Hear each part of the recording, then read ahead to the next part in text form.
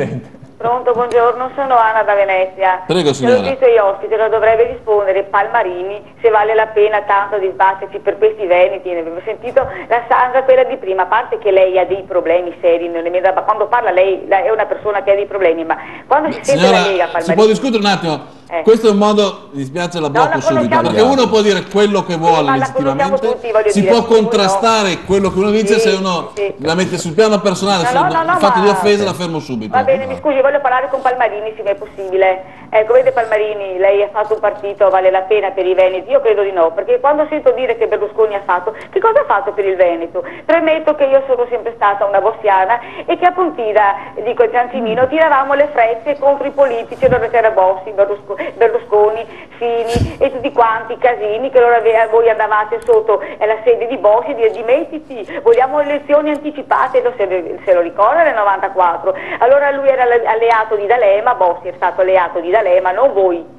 Parlo di quelli di Berlusconi, è stato alleato, era la costola di D'Alema, perché il Pala Trussardi è andato da D'Alema da Bossi, no? Allora queste cose non si ricordano più. Adesso la stessa cosa sta capitando a Fini. Ma ritornando al Veneto, che cosa abbiamo avuto in Veneto? Se non i miliardi che hanno dato al Sud Pagliarini, questo lei Palmarini deve dire. Se lei parla di soldi, qui nel Veneto non è arrivato niente, e non so il signor che cognome abbia, Cimino o Ciancimino, non lo so, che cosa Berlusconi ha fatto per il Veneto, a cominciare dalla sanità e gli ospedali che ha tolto da Venezia a Mestre, quella schifezza dell'ospedale di Mestre che poi non è a Mestre ma in mezzo a una campagna, personale non ne assumono, infermieristico, anzi tolgono 4 reparti, miliardi che ha dato il Sud, in campagna le case del terremoto sappiamo bene chi le ha date. Lei dovrebbe parlare di Veneto, deve parlare che il Veneto sarà sempre una colonia italiana. Ecco, va bene, signora, grazie, grazie, perfetto. La cosa un po' curiosa è che perché ne deve parlare solo Palmerini, queste cose qua? Perché io mi ispiro alle Venezie, la signora ha perfettamente ragione, potremmo sposare quasi tutto quello che ha detto e queste sono le cose che dovrebbe dire la sinistra per vincere le elezioni regionali, ma non lo farà perché questo vuol dire tutelare gli interessi del territorio, invece la sinistra è proiettata verso Roma, cioè noi siamo in una paralisi istituzionale che è questa. La sinistra non può dire, come non lo può dire la destra, che il problema d'Italia è l'evasione fiscale del Sud. Perché l'evasione fiscale del Sud ci obbliga tutti a pagare più tasse, ci obbliga a mantenere... Posso essere inquadrato? Grazie. A mantenere... Adesso desiderei che la trasmissione... No, perché non ci sono mai... Vorrei anch'io essere inquadrato 2 minuti adesso. che mi inquadrate, allora... Grazie. Ecco. No, perché...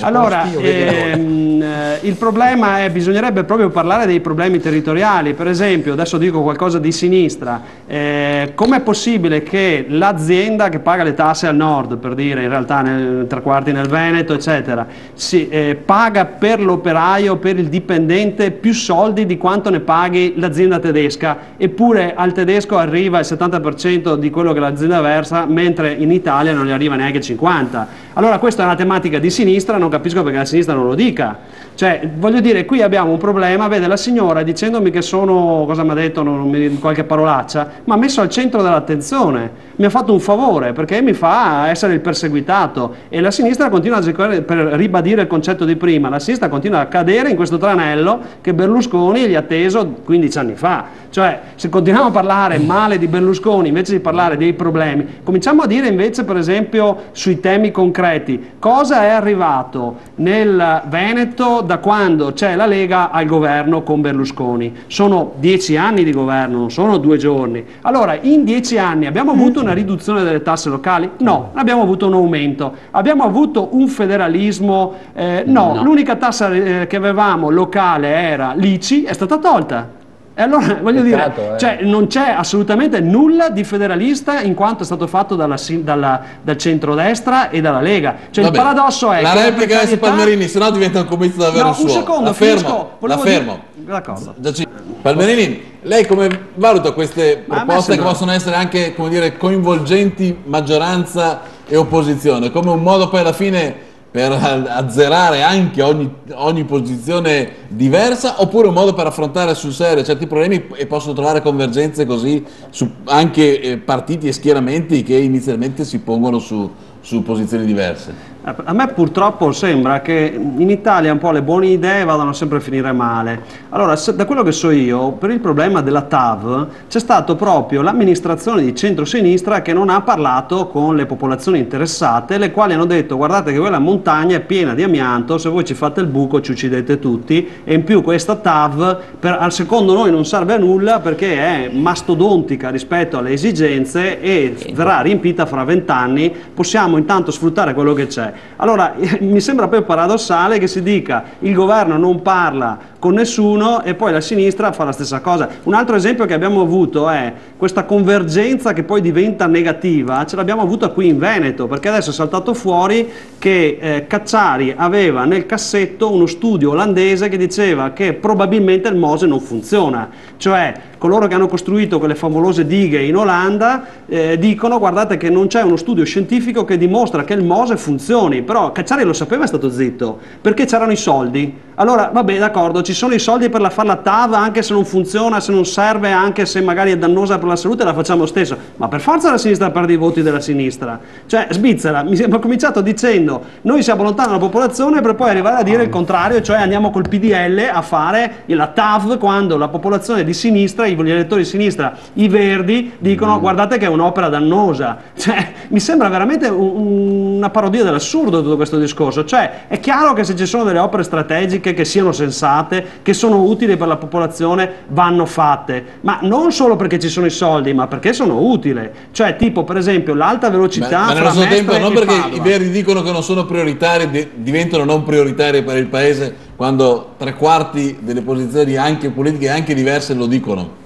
Non ho capito, scusi la domanda. Lei fa diventare, secondo me, a volte, come dire, siccome i verdi dicono che la TAV non è prioritaria e gli abitanti della Val di Susa dicono che è troppo grande per le loro esigenze, come la verità che il fatto che non sia prioritaria e che sia troppo grande per quell'area. Intanto questo cavalcare da parte dei Verdi, la questione TAV, io non l'ho mai capita, perché non è partita dai Verdi, è partita dalle popolazioni locali che hanno fatto un discorso giustificato dicendo: guardate che la montagna è piena di amianto e in più questo tipo di opera ha una serie di problematicità.